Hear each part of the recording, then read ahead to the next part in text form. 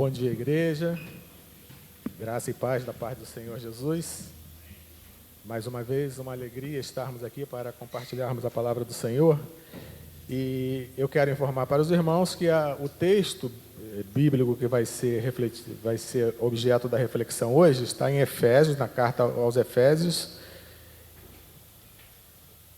no capítulo 4, dos versos 1 ao 16. Mas como a carta não está sendo exposta de forma progressiva, contínua, desde o primeiro capítulo, é importante que se faça uma contextualização rápida para a gente entender exatamente o que o apóstolo quis ensinar à igreja daquela região, nesse período em que a carta foi escrita, e também para termos um panorama geral dessa epístola, os seus propósitos, né? Então, recentemente, nós estivemos ministrados por vários irmãos, vários pregadores, na carta do apóstolo Paulo, 1 Timóteo. Então, toda a carta foi exposta em sequência, do capítulo 1 ao último capítulo. E a carta aos Efésios, ela é dirigida à mesma região, à mesma cidade, à mesma igreja, mas sob óticas diferentes, né? Os irmãos que lembram e que acompanharam a pregação vão lembrar que a carta a Timóteo, ela é uma carta pastoral, e ela falava sobre a sã doutrina, o cuidado, o zelo do pastor Timóteo e da própria igreja, dos irmãos naquela igreja, com a sã doutrina. A formação de uma liderança que nós entendemos que deve ser crível segundo a palavra de Deus, e o texto bíblico ele revela como deve ser essa liderança. O cuidado, os perigos em relação aos falsos mestres, o perigo também do amor ao dinheiro e da confiança nas riquezas terrenas. Esse é o panorama do que foi ensinado, do que foi pregado ao longo daqueles dias, daquela semana. Uma carta pastoral, uma carta pessoal, uma carta indicada, enviada diretamente a uma pessoa, a figura do pastor daquela igreja. A carta aos Efésios, ela já tem uma ótica diferente, é isso que nós vamos estudar nessa manhã. É uma carta conhecida ou catalogada teologicamente como a carta da prisão. Paulo estava sob prisão quando escreveu essa carta. E é uma carta, como uma circular. Ela, apesar do autor do texto estar dizendo que é aos Efésios, entendemos que Efésios, a cidade de Efésios, era o centro, né? a igreja principal daquela região. Então, a carta ela teria sido como uma circular. Então, ela foi lida, era assim que acontecia, as cartas enviadas tinham um portador, e esse portador, que era letrado, que sabia ler, ele proclamava oralmente, ele ditava essa carta para a igreja, e essa carta ela foi lida por todas as igrejas daquela região, que é identificada como Ásia Menor. Então, vamos aprender sobre a caminhada cristã, a importância da unidade da igreja e o seu propósito no grande plano de Deus para a humanidade. O contexto histórico das duas cartas é o mesmo, né? Perseguição do Império Romano, uma cidade tomada que adorava falsos deuses, prostituição cultural. Esse era o mesmo cenário histórico das duas cartas. Mas um detalhe interessante, por isso eu trouxe esse panorama para os irmãos das duas cartas, que Efésios ela foi escrita aproximadamente no ano 60, quando Paulo estava na prisão em Roma. Por isso que é conhecida como uma das cartas da prisão. E 1 Timóteo, aproximadamente entre 64 e 65 anos, o ano 64 e 65, quando Paulo estava na Macedônia. Então, se nós lembramos e fizermos uma reflexão rápida sobre o que ele falou a Timóteo, e o que nós vamos aprender aqui em Efésios, na carta aos Efésios, nós vamos ver que em 4, 5 anos houve um desvio, né? O que foi ensinado no início da igreja, através da carta aos Efésios, com 4 ou 5 anos aproximadamente, tinha muita coisa sido desviada, e aí foi necessário enviar um pastor de confiança, o jovem pastor Timóteo, para que ele colocasse as coisas em ordem lá, para que ele fosse usado por Deus nessa obra, nesse propósito, nessa missão. E por que isso é importante para nós e por que nós devemos entender isso, né? Que nós estamos sujeitos a isso. A igreja atual, a igreja do século XXI, está sujeita a desviar da sã doutrina, a admitir falsos ensinamentos, falsos mestres, e esse continua sendo um cuidado. E para isso, ele detalha na carta aos Efésios, né? A carta aos Efésios ele tem 6 capítulos, então, como é comum nas cartas paulinas, uma parte doutrinária, uma parte onde há instrução, onde há ensino da doutrina, da sã doutrina, da Bíblia, da palavra de Deus, e uma segunda parte prática, onde aquela doutrina, onde o propósito é que aquela doutrina que foi ensinada, a Bíblia que foi ensinada, passe a ser uma prática diária, rotineira, na vida dos irmãos da igreja, para que o propósito, esse grande propósito de Deus, seja alcançado. Então, do capítulo 1 ao capítulo 3, é a parte doutrinária, onde ele cita a história do Evangelho, também louva a Deus por esse propósito eterno de redenção, através de Jesus Cristo. Então, Paulo tem aqui estabelecido a posição de crentes em todas as bênçãos, honras, privilégios de ser um filho de Deus e co-herdeiro de Jesus. Então, do resumo disso tudo, dessa leitura do capítulo 1 ao capítulo 3, essa é a conclusão. Jesus, ele cumpriu a missão para a qual ele foi enviado pelo Pai, ele ofereceu, ele nos oferece a paz com Deus, ele resgatou, ele trouxe a redenção, e agora aqueles que aceitam essa redenção, aqueles que são alcançados pela graça de Jesus, eles alcançam esse privilégio, essa bênção, né, essa honra de ser um filho de Deus e co-herdeiro em Jesus. Essa é a temática. Agora os crentes, e com uma outra inclusão aqui, com uma outra inserção, agora os crentes não estão, o povo de Deus, ele não está restrito ao povo judeu do Antigo Testamento, aos descendentes de Abraão. Aqui nós vemos a inclusão dos gentios, ou de todos aqueles estrangeiros que não eram de descendência judaica ou de israelita, agora passam a pertencer à família de Deus. Todos eles pertencem à família de Deus, e é um paralelo como uma nova humanidade unificada pelo Espírito Santo em Cristo Jesus. O que essa humanidade vai fazer? E aí entra a segunda parte da carta, são as exortações práticas.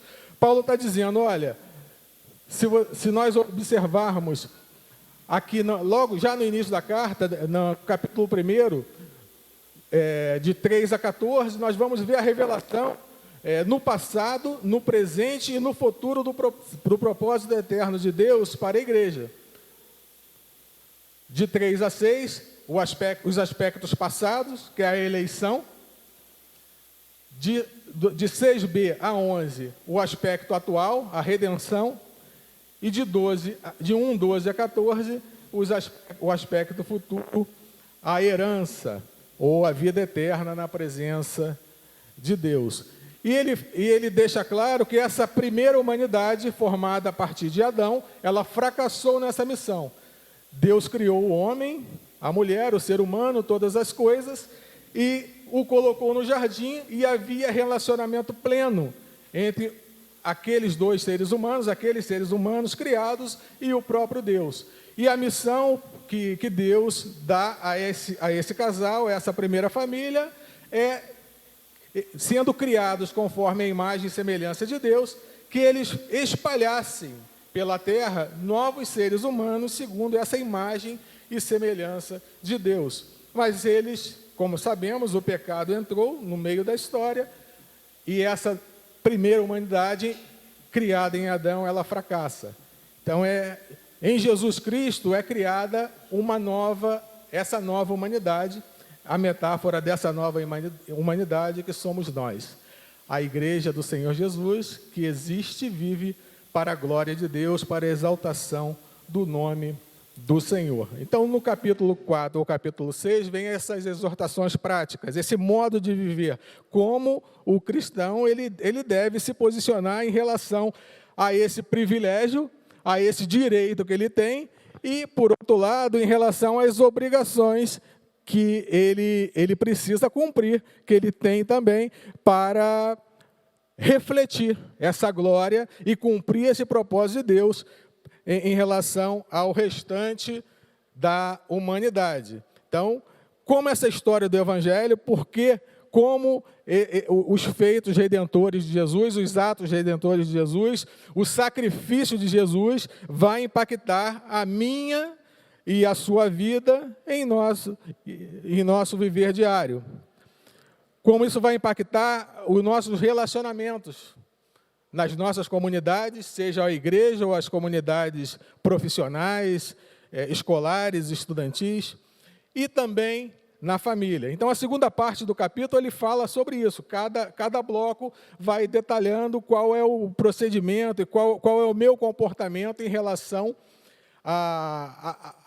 aos demais círculos de relacionamento, uma vez lavado, redimido pelo sangue do Senhor Jesus e pertencente a essa nova humanidade criada em Jesus, ou a essa nova família de Deus que abrange, que incorpora pessoas de todas, ou deve incorporar pessoas de todas as nacionalidades, de todas as línguas, ou de todas as áreas sociais. Não há distinção de todas as raças, enfim.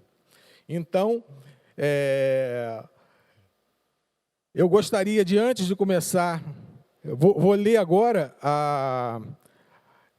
mais especificamente, a leitura do texto da reflexão, efetivamente, que é Efésios 4, de 1 a 16, mas eu vou ler em blocos. Primeiro, eu vou ler do verso 1 ao verso 6, e depois, num segundo momento, do verso 7 ao verso 16. A perícope, essa parte, esse trecho da palavra que nós vamos ler, ela também é dividida em duas partes. Então, a primeira parte, ela começa assim, Efésios 4, verso 1, por isso eu, o prisioneiro no Senhor, peço que vocês vivam de maneira digna da vocação a que foram chamados, com toda a humildade e mansidão, com longanimidade, suportando uns aos outros em amor, fazendo tudo para preservar a unidade do Espírito no vínculo da paz. Há somente um corpo, só Espírito, como também é uma só esperança para a qual vocês foram chamados. Há um só Senhor, uma só fé, um só batismo, um só Deus e Pai de todos, o qual é sobre todos, age por meio de todos e está em todos.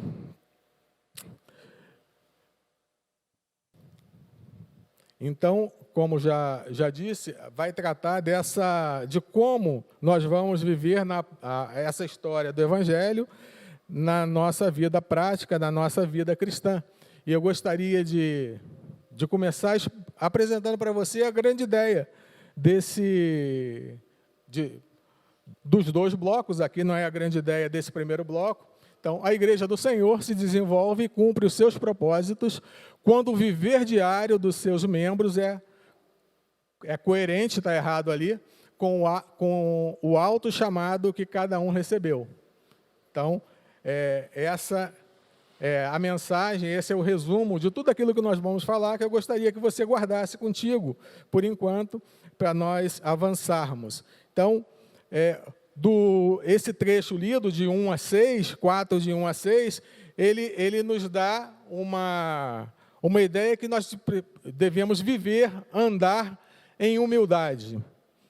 Essa é a ideia principal. Então, e o que seria essa humildade?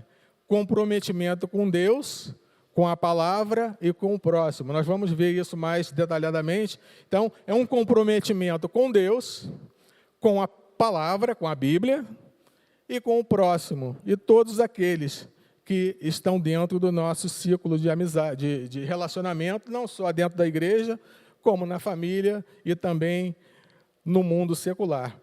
E o verso 1, ele é uma chamada para essa caminhada cristã. Vejam, acompanhem comigo, por favor. Por isso, eu, o prisioneiro no Senhor, peço que vocês vivam de maneira digna da vocação a que foram chamados. Então, Paulo, ele diz, ressalta aqui duas frases que eu destaquei: eu, o prisioneiro no Senhor, e viver de forma digna dessa vocação.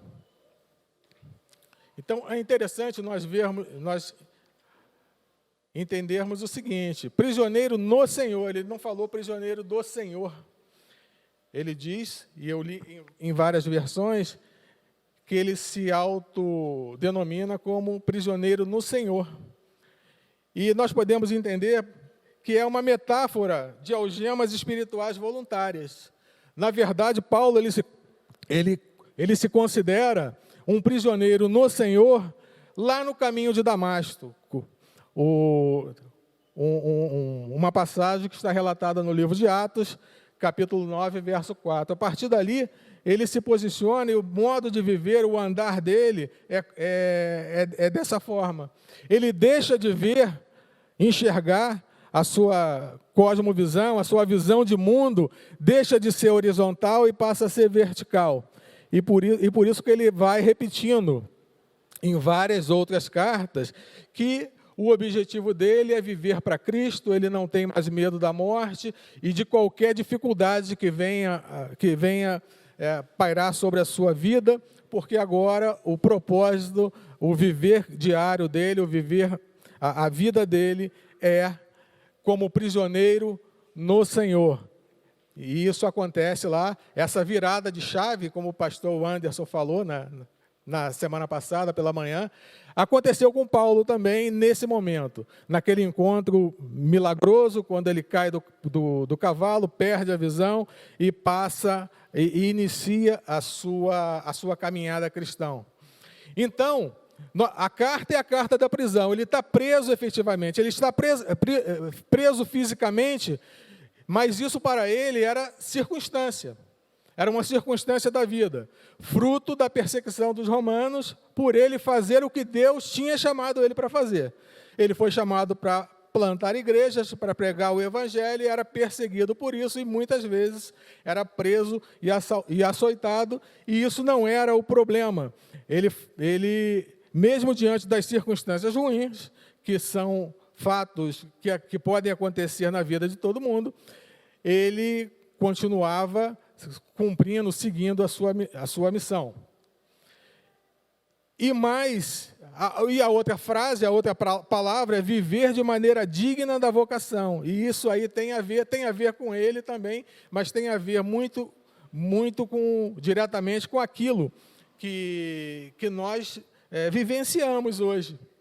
Essa é uma exortação a todo crente, a todo cristão. O crente que na vida diária corresponde à sua posição como filho de Deus e co-herdeiro com Jesus, ou seja, a sua vida prática corresponde a essa posição espiritual.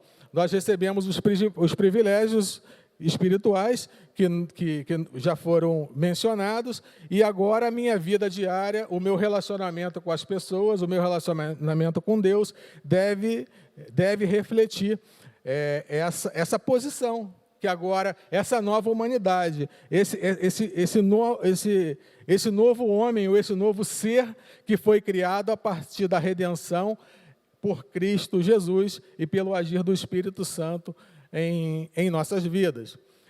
E aí, seguindo os versos 2 e 3, ele fala das características dessa caminhada cristã. E ele cita algumas dessas características. São 5 características para a vida cristã fiel, 5 atitudes que devem nos acompanhar né, para ter essa vida, esse chamado, para atender a esse chamado ou para viver de maneira digna.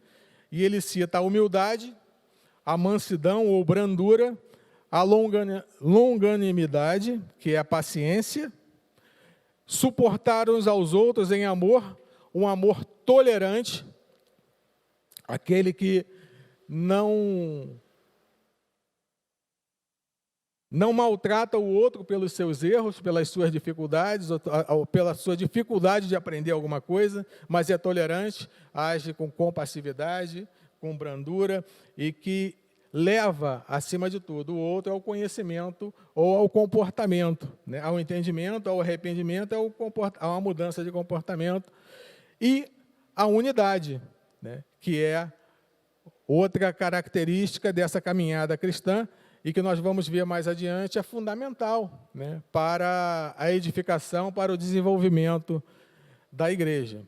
Então, agindo assim, o cristão está fazendo tudo, ou seja, sendo diligente, ou não pulando etapas nos seus relacionamentos. Então, qualquer dificuldade, qualquer circunstância, qualquer crise, em qualquer tipo de relacionamento, nós não devemos pular etapas, devemos trazer o problema no círculo devido e tratá-lo e agir com perdão, ou com tolerância, ou com mansidão, ou com humildade, paciência, com esse amor tolerante, visando a unidade. E isso é tudo, isso vale em todas as áreas da vida, a começar nas nossas próprias casas e também na igreja do Senhor. Então Paulo ensina, seguindo adiante, nos capítulos 4 a 6, a causa dessa caminhada cristã. Então, nós vimos que há um chamado, existem essas 5 características e há uma causa dessa caminhada. Então, Paulo ensina que tudo que diz respeito à salvação, à igreja e ao reino de Deus está baseado na unidade da igreja, na unidade do povo de Deus. E dentro desse trecho de 4 a 6, ele usa a palavra 7 vezes, depois você conta na sua Bíblia, 7 vezes ele repete a palavra né? Um corpo, um espírito, uma esperança, um Senhor, uma fé, um batismo, um Deus e um Pai. A causa ou base da unidade externa é essa unidade interior.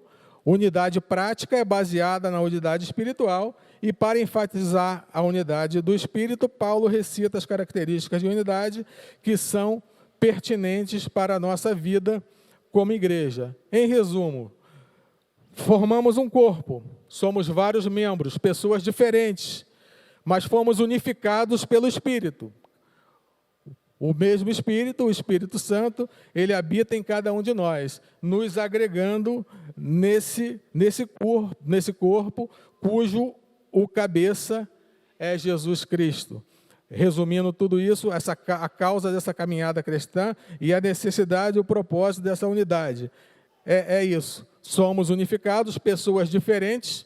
Lá no passado, lá no contexto histórico da carta, judeus que se converteram a Cristo, e os gregos e todos os demais estrangeiros que também se converteram e tinham as suas rivalidades por conta de traços culturais e religiosos, agora unidos, unificados pelo Espírito, em Cristo, numa nova humanidade, num novo corpo, e esse corpo junto segue em frente, cumprindo os propósitos de Deus, que é levar o Evangelho da salvação a todo canto da terra, a todas as regiões da terra.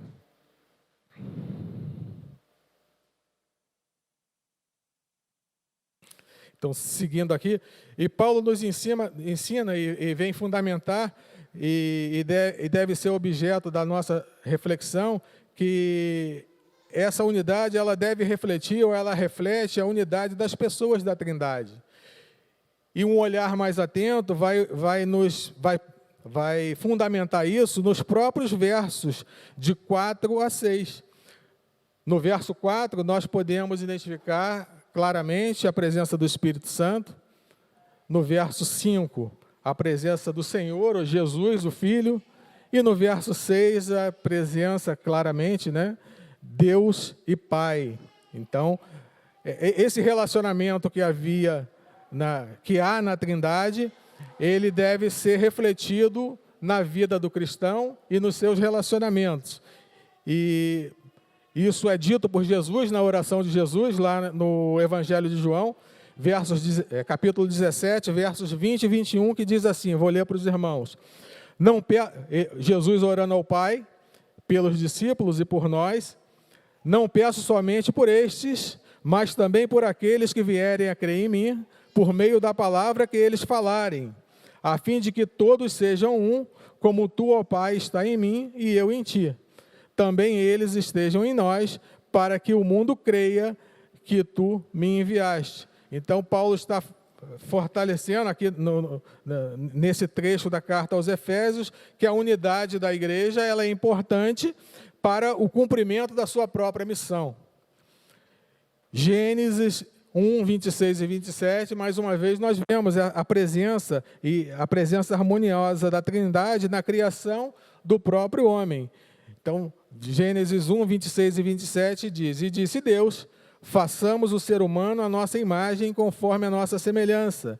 Tenha ele domínio sobre os peixes do mar, sobre as aves do céu, sobre os animais domésticos, sobre toda a terra e sobre todos os animais que rastejam pela terra. Assim Deus criou o ser humano, a sua imagem, a imagem de Deus os criou, homem e mulher os criou.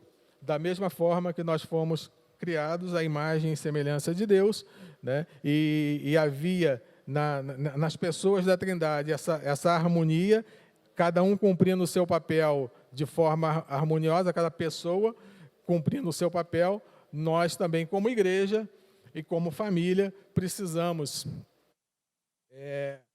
manifestar essa mesma harmonia, um cuidando do outro, um ensinando o outro, um suportando o outro, como já foi visto. A segunda parte da carta vai do capítulo do verso 7 ao verso 11 e trata dos presentes de Cristo para a sua igreja. Então, Cristo nos dá as condições e as ferramentas para que possamos cumprir tudo isso através de presentes, né? E os presentes eles são detalhados a partir do verso 7. A essência do Evangelho não está no que os homens devem fazer para Deus. Esse não é o foco, esse não é o objetivo. Não era isso que Paulo estava fazendo e estava pregando. Então, o objetivo, ou a essência do Evangelho, não está naquilo que eu faço para Deus ou que você faz para Deus, mas naquilo em que Ele tem feito para os homens, naquilo que Ele tem feito por você, naquilo que Ele tem feito por nós, naquilo que Ele tem feito em nossas vidas e através das nossas vidas. Fazemos o que Deus nos chamou para fazer. Era isso que Paulo fazia, ele fala isso lá na carta aos Coríntios. Pela graça e para a sua glória. Então, fazemos o que Deus nos chamou para fazer, pela sua graça e para a sua glória. Efésios 2:10 diz, pois somos feitura dele, criados em Cristo Jesus para boas obras, as quais Deus de antemão preparou para que andássemos nelas. Indo mais adiante, nós vamos ver que esses presentes que Deus dá à igreja, Ele está disposto na palavra sobre dois aspectos. Tem um aspecto individual e um aspecto coletivo. Em relação ao verso 7 diz, e a graça foi concedida a cada um de nós, segundo a medida do dom de Cristo. E a graça foi concedida a cada um de nós, segundo a medida do dom de Cristo. E para aí. Então, a cada um de nós mostra que essa unidade que nós estamos pensando, que nós estamos refletindo, é diferente da uniformidade. Ele quer nos ensinar isso. Nós precisamos ter unidade, mesmo diante da realidade as diferenças que nós temos, diferenças étnicas, raciais, culturais, sociais, enfim.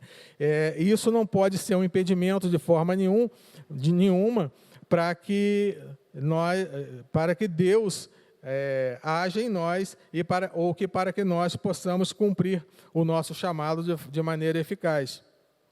E por quê? Porque Deus considera essa singularidade de cada indivíduo. Deus considera a sua capacidade, a sua condição como ser humano e te dá, pela graça, os dons que vão ser utilizados para a glória do seu nome. Então, cada crente, ele tem tem dons e ministérios pessoais, mas que devem servir a Deus em unidade, ou seja, com o mesmo propósito. E para entender melhor isso, eu trouxe a metáfora de uma orquestra, de instrumentos de uma orquestra. Uma orquestra, os músicos podem me corrigir, os instrumentos eles são afinados de forma diferente, né, em tonalidades diferentes.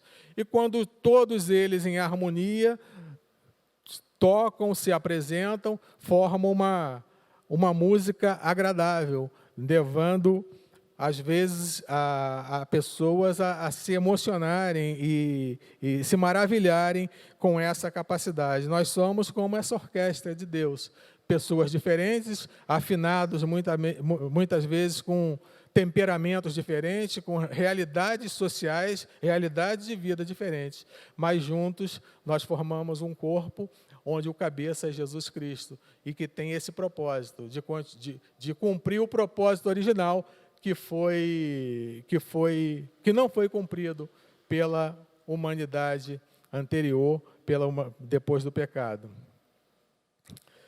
E aqui nós temos o verso 8 a 10, o seguinte, o verso 8, por isso diz, quando ele subiu às alturas, levou cativo o cativeiro e concedeu dons aos homens.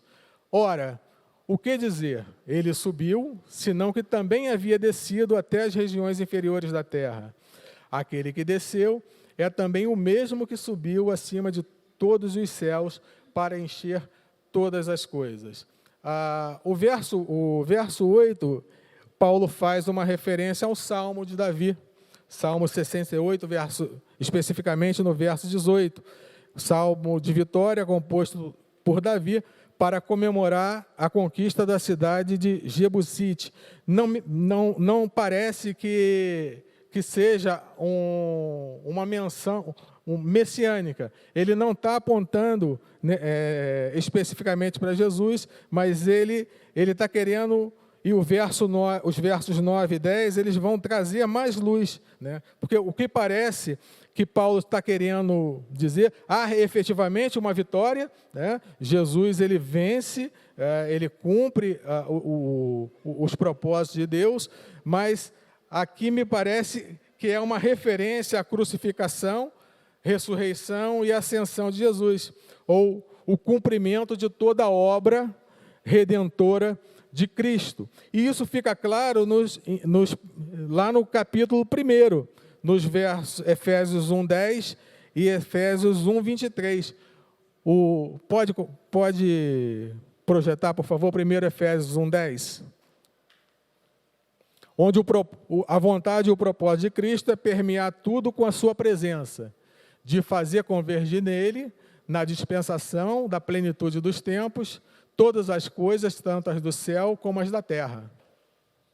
E Efésios 1:23, a qual é o seu corpo, a plenitude daquele que a tudo enche em todas as coisas. Então, nesse bloco de 8 a 10, é uma exaltação pela vitória de Cristo e o cumprimento dessa obra redentora do próprio Cristo.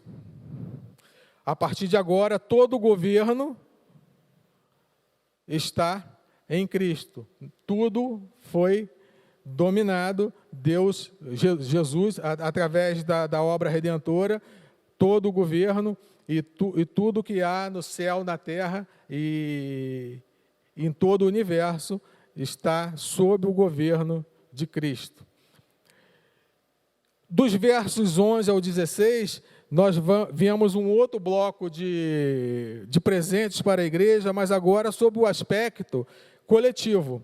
O verso 11 diz o seguinte: e Ele mesmo, Cristo, pela graça, concedeu uns para apóstolos, outros para profetas, outros para evangelistas e outro para pastores e mestres. Então, homens especialmente capacitados foram dados para a igreja para o cumprimento de propósitos específicos. Ele põe aqui, em primeiro lugar, apóstolos e profetas, aqueles que são mencionados ao longo das Escrituras, evangelistas, num contexto nosso, aqueles que são chamados para proclamar, recebem esse dom para proclamar a mensagem da salvação em Cristo, pastores e mestres, aqueles que são chamados e recebem o dom para ensinar e guiar os crentes da igreja local. Então, presente, esses homens especialmente capacitados por Cristo, eles têm essa missão. Os do passado cumpriram a sua missão e os atuais eles têm essa missão de edificar, ser instrumentos de Deus na edificação da igreja local e na proclamação do Evangelho. Os versos 12 a 16, ele trata dos propósitos desses homens como presentes humanos para a igreja. Então, vamos lendo aqui, é o desenvolvimento da igreja rumo a essa maturidade espiritual. Eu vou ler verso por verso e dar a explicação. Com vistas ao aperfeiçoamento dos santos. Por que esses homens foram levantados? Esses homens com capacitação especial, eles foram levantados. Verso 12. Com vistas ao aperfeiçoamento dos santos, para o desempenho do seu serviço para a edificação do corpo de Cristo. Então, a igreja precisa se desenvolver para que todo crente exerça o seu dom ou ministério designado. Então, esses homens foram chamados para te ajudar, para ser um facilitador no exercício do dom que Ele mesmo te deu. Então, cada um de nós, cada um de vocês, tem um dom, tem um ministério, tem um chamado, e a carta nos exorta a isso, a receber esse chamado e colocá-lo em prática, a viver esse chamado. No verso 13, até que todos cheguemos à unidade da fé e ao pleno conhecimento do Filho de Deus e ao estado de pessoa madura, à medida da estatura da plenitude de Cristo. O que isso quer dizer? Então, a igreja ela precisa se desenvolver a fim de desfrutar desta unidade. Somos chamados a viver em união, somos diferentes, cada um em estágio de crescimento espiritual diferente. Então, nós precisamos buscar essa maturidade. A igreja ela precisa se desenvolver nesse sentido, até que no momento futuro, lá na glória, todos alcancem a essa estatura que não é possível aqui nessa terra. 14, verso 14, para que não sejamos mais, por que nós precisamos amadurecer espiritualmente? Para que não sejamos mais como crianças, arrastados pelas ondas e levados de um lado para o outro por qualquer vento de doutrina, pela artimanha das pessoas, pela astúcia com que induzem ao erro. Nós comentamos no início da palavra sobre as orientações que foram dadas lá a Timóteo. Aconteceu exatamente o contrário disso aqui. Timóteo foi chamado para socorrer lá exatamente, porque pessoas maliciosas, falsos mestres, começaram a pregar falsas doutrinas e procurar tirar benefício próprio da pregação e do exercício da vida cristã. Então, a igreja ela precisa desenvolver a fim de que todos alcancem estabilidade espiritual, intelectual e emocional.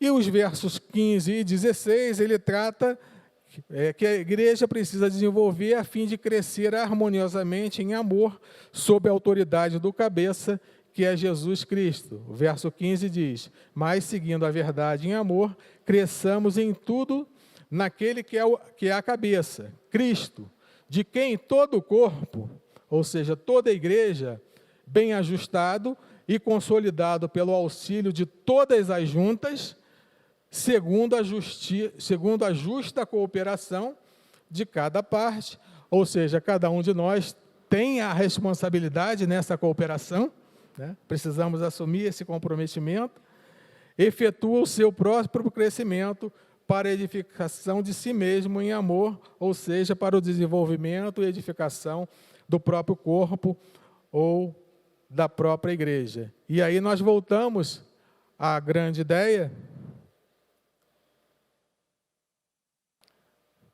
que vai ser projetada. A igreja do Senhor se desenvolve e cumpre os seus propósitos quando o viver diário dos seus membros é coerente com o alto chamado ou com o chamado importante que cada um recebeu pela graça de Jesus.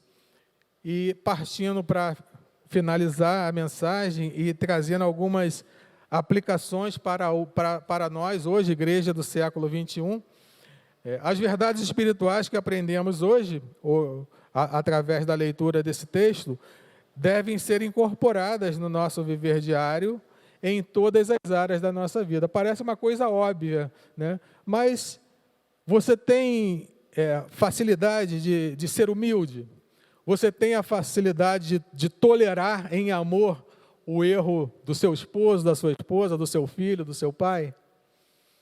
Então, parece óbvio, mas é algo que precisa ser internalizado, né?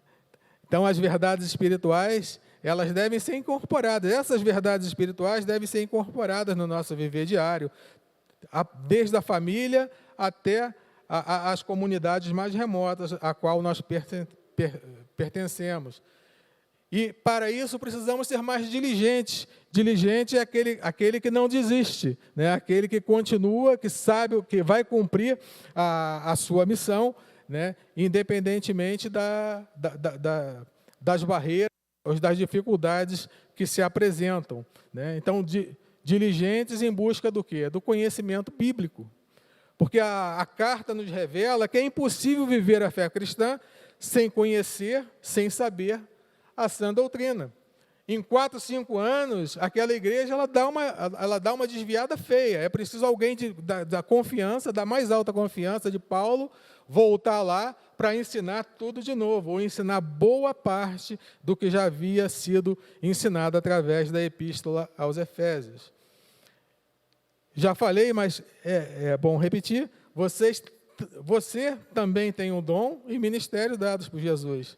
Use-os, né, para a glória de Deus. Assim como Paulo, todos nós devemos usar, né, colocar em prática, vivenciar esses dons para a glória de Deus. Para viver em unidade é preciso amor, perdão, humildade, altruísmo, se colocar no lugar do outro, né?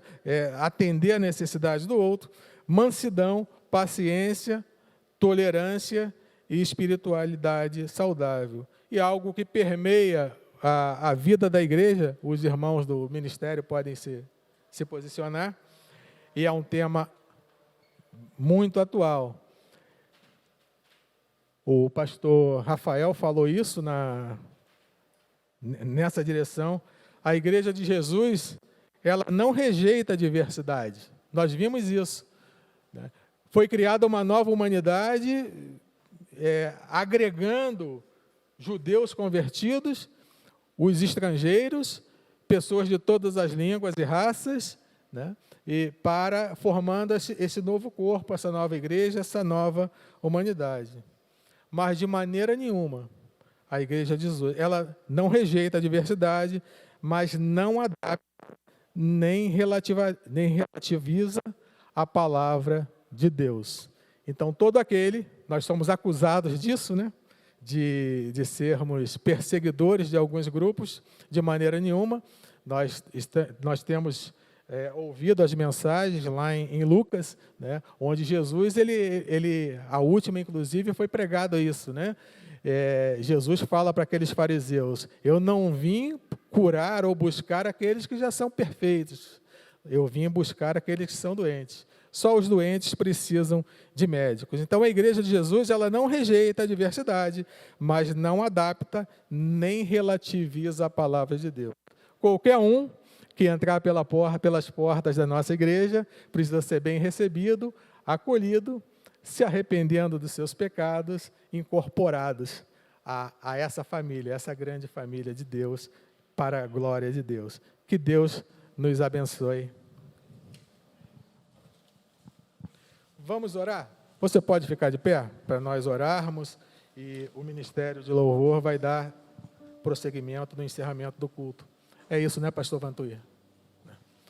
Santo Deus, amado Pai, louvado seja o teu nome, engrandecemos, Senhor Deus, o teu nome, porque tu és o nosso Deus, porque a tua palavra foi pregada e agora, Senhor Deus, queremos clamar a ti que ela venha fazer morada em nossos corações, em nossas mentes, transformar as nossas vidas, corrigir os cursos naquelas áreas que nós precisamos da sua correção, Senhor.